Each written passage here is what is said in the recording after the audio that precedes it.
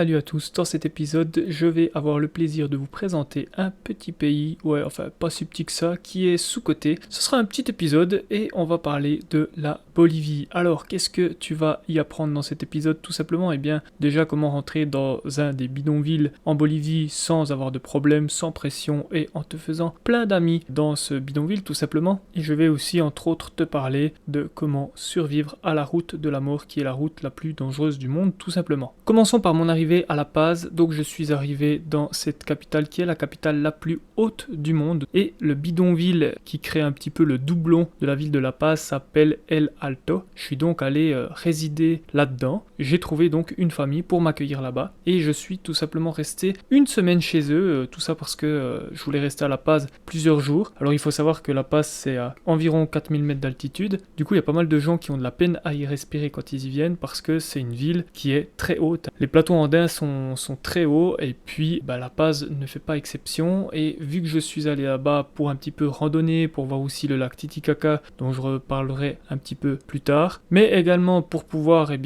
tout simplement vivre cette expérience de rentrer pour la première fois de ma vie dans un bidonville style favelas, je voulais te partager cette expérience parce que c'est quelque chose dont j'ai déjà parlé dans mon vlog sur la Bolivie que tu peux retrouver sur ma chaîne YouTube Sclisias. Et puis surtout c'est quelque chose que j'ai vécu avec grand plaisir car il faut savoir que j'ai été accueilli par une famille. Alors tout de suite ils habitaient tous ensemble dans le même bâtiment et puis il y avait un appart au-dessus de leur bâtiment et puis moi je vivais dans cet appart. Alors si tu veux voir la superbe vue que j'avais sur La Paz et El Alto, rends-toi sur mon vlog. Et puis sinon, continue d'écouter ce petit podcast. Comment j'ai trouvé ce lieu pour dormir? Pas par magie, je suis allé sur Airbnb. Donc je me suis particulièrement bien entendu avec la grand-mère et la fille. La grand-mère m'appréciait tout particulièrement parce que j'étais très gentil, j'étais souriant. Et puis même si je parlais pas un mot d'espagnol, on rigolait bien parce qu'à chaque fois que j'ai demandé quelque chose, elle comprenait rien. Et à chaque fois qu'elle me parlait et qu'elle m'expliquait quelque chose, je comprenais rien. Mais par contre, la fille, elle parlait un peu anglais. Elle m'a fait découvrir un petit peu sa culture en allant manger des spécialités boliviennes et puis en me montrant différentes choses à la ville de La Paz. J'y étais aussi juste avant le carnaval, du coup il y avait beaucoup de festivités à ce moment-là. Après avoir trouvé ce Airbnb, la fille m'a expliqué qu'ils avaient beaucoup de peine à trouver des gens pour venir dormir chez eux, tout simplement parce que les gens voyaient que c'était un bidonville et ils avaient peur de s'y rendre. Alors elle m'a dit il n'y a pas de risque, mis à part la nuit. Donc si je rentrais la nuit et tout ça, fallait faire attention. Je suis rentré 2 fois de nuit, j'ai pas eu du tout de problème. J'ai vu 1 ou 2 personnes qui étaient soit droguées, soit alcoolisées, mais bon, ma foi, ça,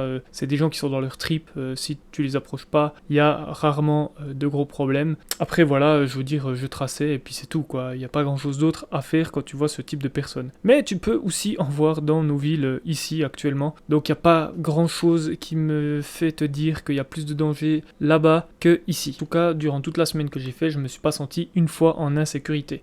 Alors évidemment, ce Airbnb, tu vas pouvoir le retrouver si tu vas voir mon vlog de nouveau parce que j'ai mis tous les liens dans la description. Il faut savoir que j'ai quitté La Paz après 1 semaine. Alors pendant cette semaine là-haut, je suis allé faire pas mal de randonnées. J'ai pris aussi un car pour me rendre au lac Titicaca qui est le lieu d'origine des Incas. Et puis ce lac Titicaca, il se situe entre le Pérou et la Bolivie. Donc il est sur la frontière. Et là malheureusement, j'ai pas pu me rendre au Pérou parce que quand j'y étais, le Pérou était en situation instable. Par conséquent, les routes étaient fermées. Que te dire encore à La Paz si ce n'est que tu peux te rendre à la route de la mort. Hyper important ici de bien choisir ton agence et de surtout pas aller avec un gars qui te vendrait ça dans la rue comme ça. Déjà rien que les agences, il faut se méfier. Si tu veux savoir avec quelle agence je suis parti là-bas, tu peux aller voir mon vlog en Bolivie, il y a les liens sous la vidéo. Et puis sinon, il faut savoir qu'il te faut contrôler les vélos avec lesquels tu vas partir là-bas parce qu'il y a des touristes qui meurent là-bas encore chaque année. Et oui, c'est pas pour rien que ça s'appelle la route de la mort. Et puis,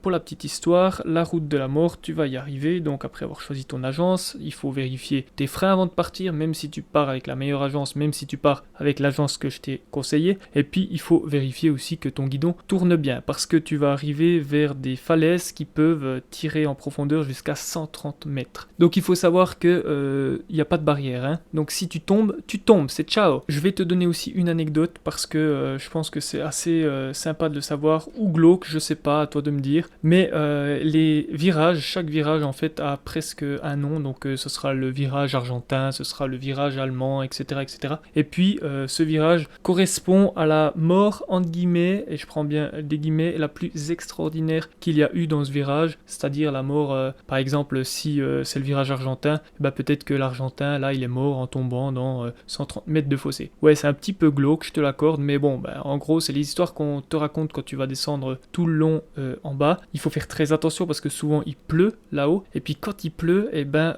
t'as des cascades qui tombent carrément sur le chemin, donc toi tu vas passer sous ces cascades à vélo, et du coup il faut t'assurer que de l'autre côté de la cascade tu puisses tourner facilement, ou alors que la route soit toujours assez droite pour que tu puisses garder le contrôle de ton vélo. Il faut faire aussi très attention à la pluie parce que pas mal de gens qui meurent là-bas c'est à cause de la pluie, parce que ils font pas gaffe, ils glissent sur un gros rocher, ou alors ils vont trop vite, ils plissent les yeux et puis ils voient pas bien ce qui les entoure, et puis plouf, ils tombent dans un ravin. Donc encore une fois, il n'y a pas de barrière. Cette route, je te rassure, elle est bien plus sûre qu'avant, enfin tout est relatif, parce que ça reste quand même très dangereux, mais elle reste plus sûre parce que toute la circulation a été déviée sur l'autre côté de la vallée. Comme ça, il n'y a que quelques véhicules encore qui passent là, mais à l'époque c'était bien plus mortel puisque les voitures devaient se croiser là-bas. Et crois-moi, si tu vas voir mon vlog ou alors si tu t'y rends sur place, tu vas très vite comprendre que croiser deux véhicules plus gros que des vélos, là, c'est pas vraiment une bonne idée. Ensuite, je suis allé voir les Salars. Alors, qu'est-ce que c'est? C'est tout simplement un espace immense, un désert de sel. Et puis, pendant la saison des pluies, c'est recouvert par de l'eau. Et puis, après, pendant la période sèche, ça cristallise et puis ça fait des espèces de cristaux de sel. C'est très joli, donc ça s'étend sur des kilomètres. Et puis, les Salars d'Uyuni sont les Salars les plus grands du monde, tout simplement. Donc, ça vaut vraiment le détour. Moi, je m'y étais rendu en voiture parce que j'avais loué un véhicule. Et puis,